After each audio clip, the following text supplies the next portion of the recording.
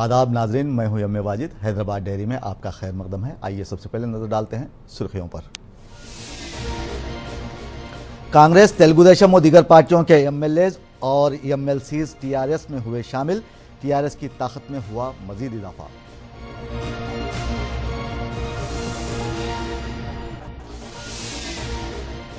घरेलू gas cylinders की कीमतों में आइंदा 3 माह तक नहीं होगा कोई इजाफा। मुल्क भर से मुखालिफत के बाद यूनियन कैबिनेट ने लिया अहम फैसला।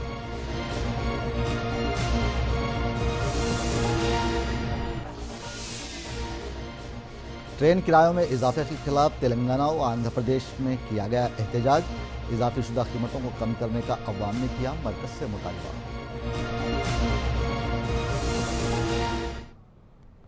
और अब खबरें तफसील से। तेलंगाना के चीफ मिनिस्टर के चंद्रशेखर राव ने एक प्रेस कॉन्फ्रेंस मुनक्किद किया। इस मौके पर कांग्रेस, तेलुगु देशम और बीएसपी से ताल्लुक़ रखने वाले एमएलएज और एमएलसीज ने केसीआर की मौजूदगी में टीआरएस पार्टी में शमूलियत इख्तियार कर ली है। वाज़ेह रहे कि एमएलसीज की तादाद में इजाफे से कानूनसाज कौंसिल में टीआरएस की अददी ताकत में इजाफा होगा, जिससे कानूनसाज कौंसिल पर भी टीआरएस का कब्जा बरकरार रहेगा।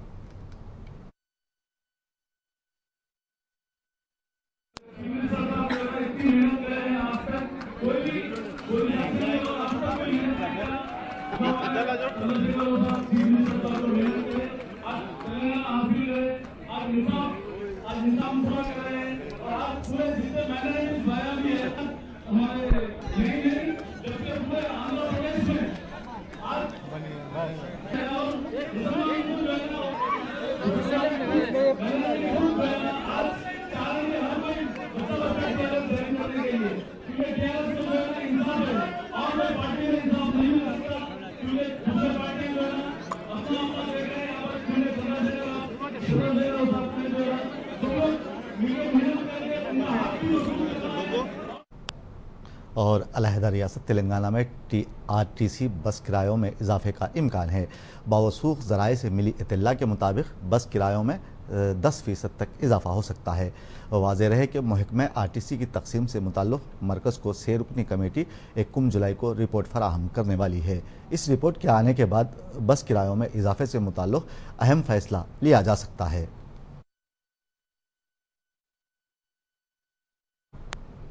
रियासत की तकसीम के बाद से तमाम महकमों की तकसीम भी अमल में आ गई है। अब सिर्फ महकमे आरटीसी की तकसीम बाकी है। आरटीसी यमडी पूर्णा चंद्र राव ने बताया है कि महकमे आरटीसी की तकसीम के लिए 6 रुकनी कमेटी कायम की गई है। जुलाई के पहले हफ्ते में ये कमेटी अपनी रिपोर्ट हुकूमत को पेश करेगी। इस कमेटी की रिपोर्ट के मुताबिक महकमे आरटीसी की तकसीम अमल में आएगी। वाज़ेह रहे कि रियासत की तकसीम के बाद तकरीबन महकमों की तकसीम भी अमल में आ चुकी है। अब सिर्फ महकमे आरटीसी की तकसीम बाकी है।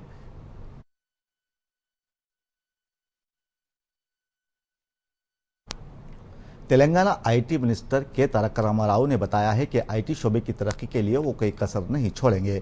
उन्होंने कहा कि आईटी शोबे को देही सतह तक तरक्की दी जाएगी। सेक्रेटेरिएट में ओरेकल स्पोक्स पर्सन से बातचीत करते हुए केटीआर ने आईटी शोबे को न सिर्फ शहर बल्कि देही सतह तक तोसी देने के इक़दाम करने पर जोर दिया। केटीआर ने बताया कि देही सतह पर ई पंचायत, ई एजुकेशन और ई हेल्थ की सहूलियात फराहम करने के लिए हुकूमत कोशिश कर रही है। मरकजी हुकूमत ने फिलवक्त घरेलू गैस सिलेंडर्स की कीमतों में कोई इजाफा न करने का ऐलान किया है। अवाम की जानिब से सख्त एतराज़ के बाद मरकज़ ने मौजूदा सूरत हाल का जायज़ा लेने के बाद गैस की कीमतों में इजाफा करने के मनसूबे से 3 माह तक के लिए दस्तबरदारी इख्तियार कर ली है। इसके अलावा मरकजी हुकूमत ने गैस की कीमतों को आइंदा 3 माह तक इजाफा न करने का फैसला किया है। दिल्ली में मुनक़्क़िदा यूनियन कैबिनेट के दौरान ये फैसला लिया गया है।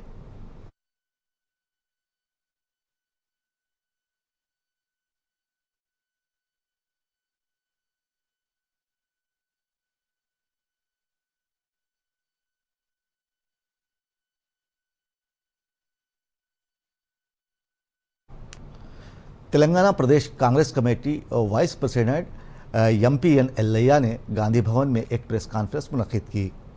इस मौके पर उन्होंने कहा है कि रियासत में मुनक्किद होने वाले ज़िमनी इंतखाबात में कांग्रेस तनहा मुकाबला करेगी। वाज़ेह रहे कि आम इंतखाबात में कांग्रेस की करारी शिकस्त के बाद कांग्रेस आला कमान ने तनहा इंतखाबी मुकाबला करने का ऐलान किया है। प्रेस कॉन्फ्रेंस से खिताब करते हुए वाइस प्रेसिडेंट ने मरकज़ की एनडीए हुकूमत पर सख्त तनकीद की है।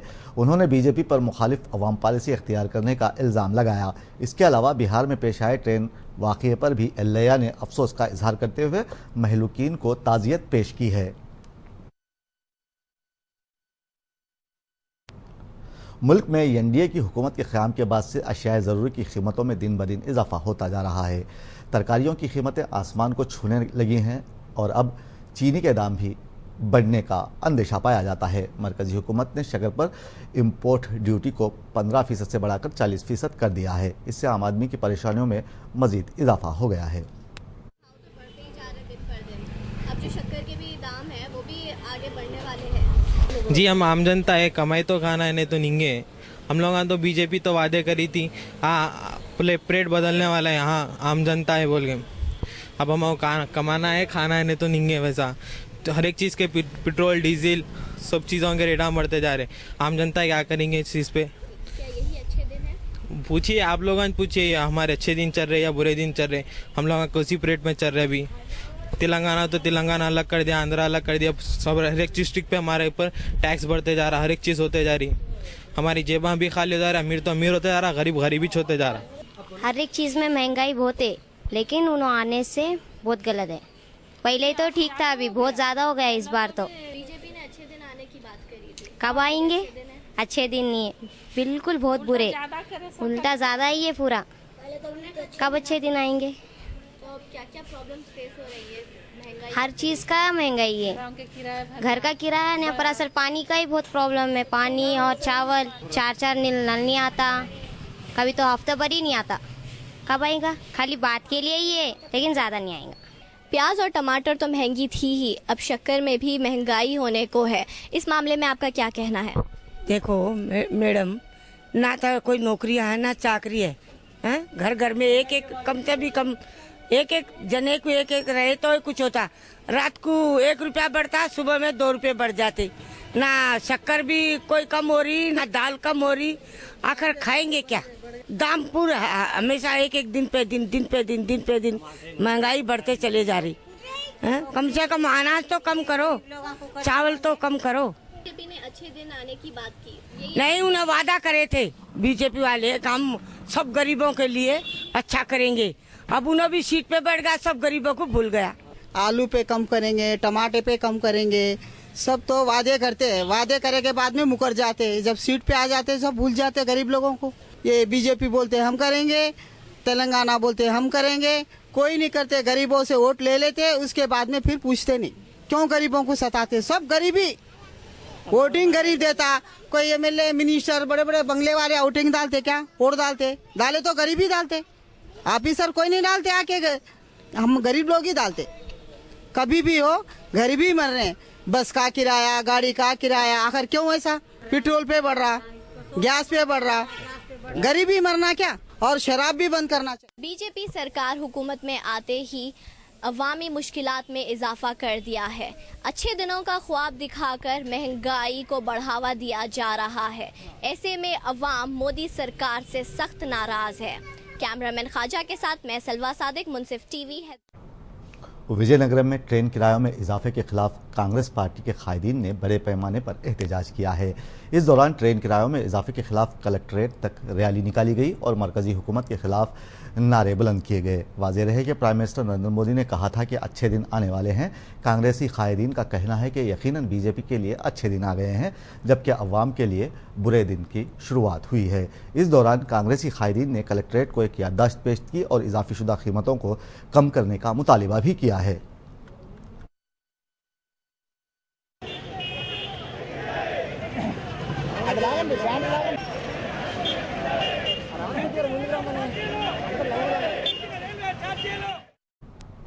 ट्रेन किरायों में इजाफे से अवाम में मोदी हुकूमत के खिलाफ काफ़ी गम और गुस्सा देखा जा रहा है। रोज़ बरोज़ बढ़ती महंगाई से परेशान हाल अवाम पर रेल के इजाफी बोझ ने अवाम का जीना दो भर कर दिया है। रेल किरायों में इजाफे पर अवाम से बातचीत की है हमारे नुमाइंदे अबरार ने। आइए देखते हैं वो क्या कहते हैं। रेल किरायों में इजाफे को मोदी सरकार साबिका हुकूमत की पॉलिसी करार दे रही है और आज ही से इन किरायों में इजाफा हुआ है।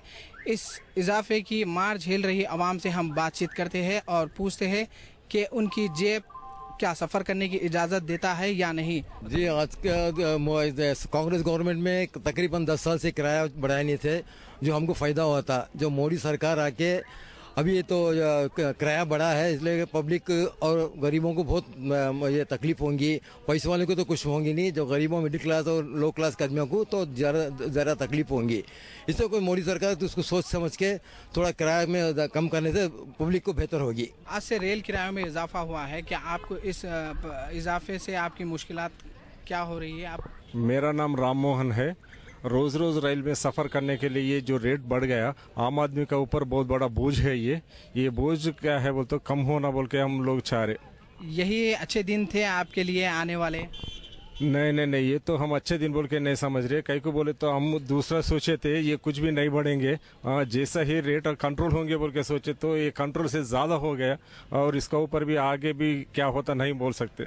बस में पूरा किराए ज़्यादा करके ट्रेन में भी ऐसा ज़्यादा कर दिए। ऐसा करने के बाद किधर जाएंगे, क्या करेंगे? पूरा रेट हम बढ़ दिए, कुछ भी कर नहीं सक रहे। क्या करना अभी जब हम कुछ। रेल किराए में इजाफे से आवाम को काफ़ी मुश्किलात का सामना करना पड़ रहा है। आवाम अब मोदी सरकार पर अपना गुस्सा निकालने पर मजबूर। कैमरामैन ख्वाजा के साथ मैं सैयद अबरार, मुंसिफ टीवी। नाज़रीन, हैदराबाद डेयरी में वक्त हुआ है मुख्तसर से वक्फे का। वक्फे के बाद भी खबरों का ये सिलसिला जारी है। हम यूं गए यूं आए, आप कहीं मत जाइए, देखते रहिए मुंसिफ टीवी।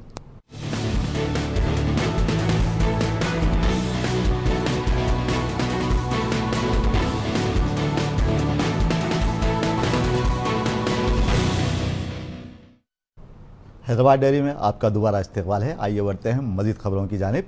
रिच एनजीओ की जानिब से लकड़ी का पुल यूसुफ फंक्शन हॉल पर जाब मेला मुनक्किद हुआ, जिसमें सैकड़ों तलबा ने शिरकत की। जाब मेले के जरिए तलबा को मुख्तलिफ कारपोरेट कंपनियों में मुलाजिमतों के लिए रहनुमाई की गई। जाब मेले के ऑर्गेनाइजर ने बताया है कि मुल्क में तालीम और रोज़गार की कमी के सबब आज कई तलबा परेशान हैं। रिच एनजीओ नामी तंजीम बेरोज़गार अफराद को मुलाजिमतें फराहम करने का बेड़ा उठा चुकी है, जिससे कई तलबा को फ़ायदा पहुँचने वाला है।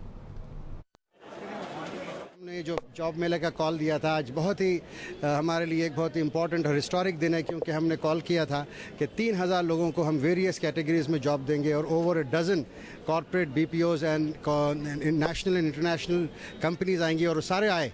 और बहुत खुशी की बात यह है कि डिस्ट्रिक्ट से सारे तेलंगाना के तकरीबन डिस्ट्रिक्ट से लोग यहाँ पर आए, रात में बसों में चलकर अपनी ख्वाहिश को पूरा करने के लिए आए। लेकिन ये सब जो हमारे पास आप देख रहे हैं, जिस किस्म का हुजूम है यहाँ पे, लोग जो आए हैं, जिस कॉल पे सारे लोग, हज़ारों लोग जो आए हैं, ये एक बात का संकेत देता है, एक इंडिकेशन देता है कि हिंदुस्तान में कितनी जॉबलेसनेस है। और ये वजह दो हो सकती है। एक वजह यह है कि हमारे पास क्वालिफाइड स्किल्ड लोग नहीं हैं। हमारे इंजीनियरिंग कॉलेजेस, हमारे टेक्निकल इंस्टीट्यूट्स, हमारे डिग्री कॉलेजेस, इन सारों में जो है जिस किस्म का क्वालिटी एजुकेशन होना चाहिए था, वो क्वालिटी एजुकेशन देने में हिंदुस्तान चूक गया है। Agencies and civil societies as well as the heads of the communities and societies have totally failed. मुझे जो लगता है कि हम लोग बात बड़ी बड़ी करते हैं हिंदुस्तान में कि बड़े बड़े स्कीम्स अनाउंस किए जाते हैं, मिलियंस ऑफ रुपीज़ जो है सोप्स दिए जाते हैं। इलेक्शंस जब आते हैं तो बड़े बड़े वादे किए जाते हैं, लेकिन एक वादा ये करने में चूकते हैं कि क्वालिटी एजुकेशन हमारे हिंदुस्तान में बहुत कम है। इस वजह से जॉब्स एजुकेटेड होने के बाद भी जॉब नहीं मिलते, एक प्रॉब्लम है। दूसरा प्रॉब्लम यह है, जो लोग पढ़ लिख कर अपने बलबूते पे एजुकेशन हासिल करते हैं, अफसोस की बात यह भी है कि वो लोगों को जॉब हमारी सिस्टम एजुकेशन। और वाईएसआर कांग्रेस पार्टी के कायदीन ने राजभवन पहुंचकर रियासती गवर्नर ESL नरसिम्हन से मुलाकात की और उनसे अपील की है कि मेयर के इंतखाबात को जल्द से जल्द मुनक्किद करवाया जाए। इसके अलावा इंतखाबात के मौके पर ब्लैक मनी के चलन को रोकने की भी वाईएसआर कांग्रेस पार्टी के कायदीन ने गवर्नर से अपील की है। वाईएसआर कांग्रेस कायदीन ने बताया कि गवर्नर ने इनके मुतालिबे पर संजीदगी का इजहार किया है। बादशाह मीडिया से बात करते हुए पार्टी कायदीन ने दोनों रियासतों की हुक्मरान जमातों पर कड़ी तनकीद की और कहा कि इंतखाबात के मौके पर दोनों रियासतों की हुक्मरान जमातें अपने असर और रसूख का गलत इस्तेमाल कर सकती हैं। उन्होंने पुरअमन इंतखाबात की गवर्नर से अपील की है। MLAs of YSR Congress Party have met His Excellency the Governor of Andhra Pradesh and submitted a memorandum requesting for speedy conducting of elections to the posts of mayors, Jilla Parishad chairmen and presidents of Mandal Praja Parishads, which have been pending for almost last 40 days. Though elections have been held as early as February, March, and then results have been announced in the month of March only, March 14th. Now 40 days have been lapsed, and Election Commission has not taken any initiative in conducting these elections to the posts of mayors and chairmen and presidents of Mandal Praja Parishads. This has resulted a very unhealthy situation at the field level. In a democratic setup, the elections have to be held very freely and fairly and based on majority.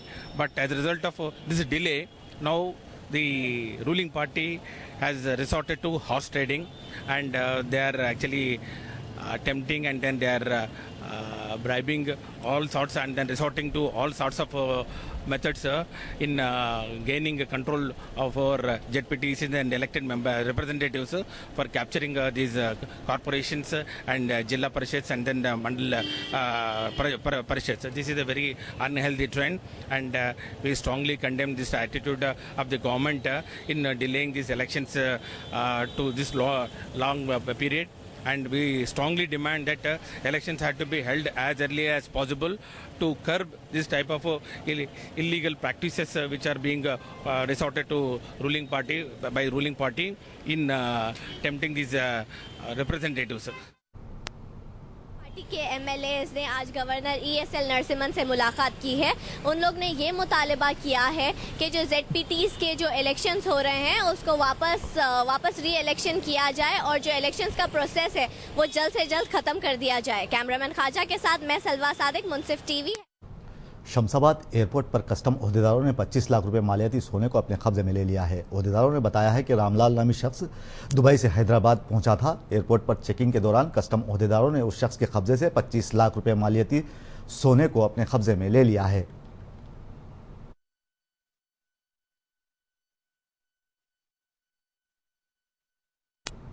और भद्राचलम के 7 मंडलों को आंध्र प्रदेश में शामिल करने के खिलाफ आज बंद मनाया गया।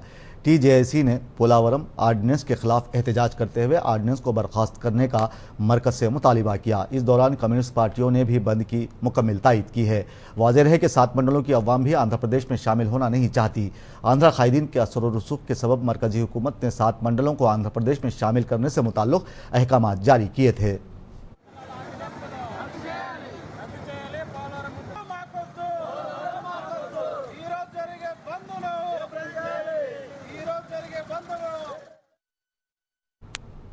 श्रीकाकुलम पुलिस ने ब्रिज रोड पर तनख्खी के दौरान बैन रियासती सारिकों की टोली को हिरासत में ले लिया है। पुलिस ओहदेदारों ने बताया है कि उनके कब्जे से चाकुओं के अलावा राड्स और हथियार और दीगर औजार पाए गए। इस गैंग का ताल्लुक उड़ीसा रियासत से है। बादअज़ां पुलिस ओहदेदारों ने सारिकीन की टोली को मीडिया के रूबरू पेश किया। पुलिस ओहदेदारों ने बताया कि ये टोली मुल्क के मुख्तलिफ मुकामात पर सरक़े में मुलविस थी, जिसका पर्दाफाश कर दिया गया है।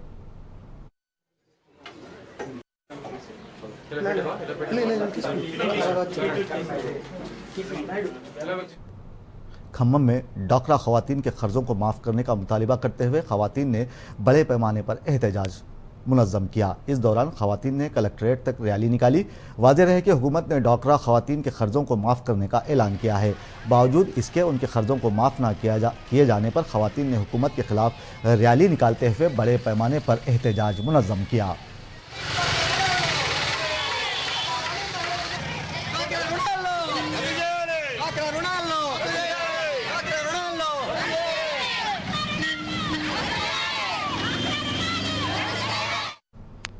और उधर विशाखापट्टनम के सोलीग्रामपुरम में वाक़ एक मकान में गैस सिलेंडर फट पड़ने से 3 अफराद की मौत वाक़ हो गई है। गैस सिलेंडर धमाके में मकान भी तबाह हो गया है। हादसे की वजूहात का कोई इल्म नहीं हो सका। पुलिस ने मुकदमा दर्ज करते हुए तहक़ीक़ात का आगाज़ कर दिया है। वाज़ेह रहे कि हादसे के वक्त मकान में सिर्फ 3 अफराद मौजूद थे, जो कि मौके पर ही हलाक हो गए हैं।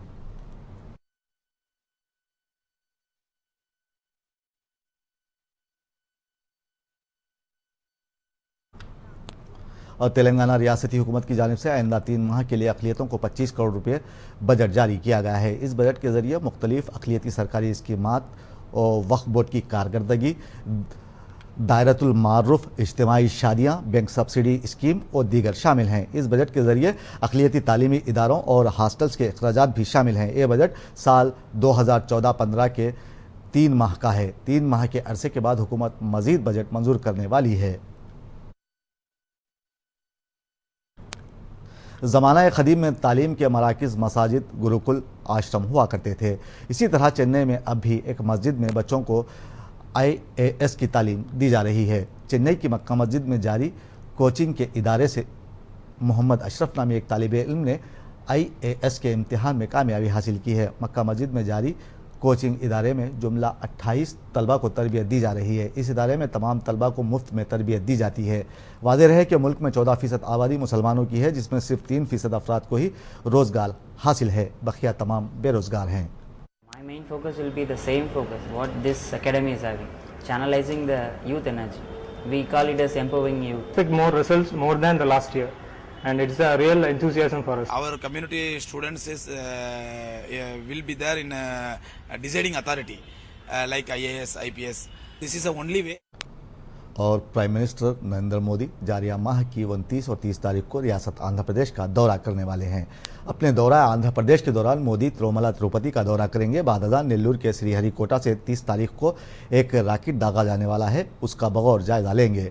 30 जून को श्रीहरिकोटा से C-23 रॉकेट दागा जाने वाला है। इसके अलावा नरेंद्र मोदी चीफ मिनिस्टर आंध्र प्रदेश चंद्रबाबू नायडू और दीगर आला कायदीन से भी मुलाकात करेंगे। हिमाचल प्रदेश हाईकोर्ट ने ब्यास नदी में हलाक होने वाले तलबा के अफराद ख़ानदान को 5 लाख रुपए देने का मुआवजा देने का हिमाचल प्रदेश हुकूमत को अहकाम जारी किए हैं। इसके अलावा अदालत ने मुस्तक़बिल में इस तरह के वाक़यात ना होने के इक़दाम करने का हुक्म दिया है। अब तक इस वाक़े में 19 तालिब इल्मों की नाशें दस्तयाब हुई हैं। राहतकारी अमला ब्यास नदी में लापता गरक़ाब तलबा की तलाश कर रहा है। वाज़ेह रहे कि हैदराबाद के इंजीनियरिंग कॉलेज के 25 तलबा हिमाचल टूर पर गए थे। हिमाचल प्रदेश में वाक़े ब्यास नदी में अचानक पानी के बहाव के सबब 25 तलबा पानी में गरक़ाब हो गए थे, जिनकी तलाशी मुहिम अब तक जारी है।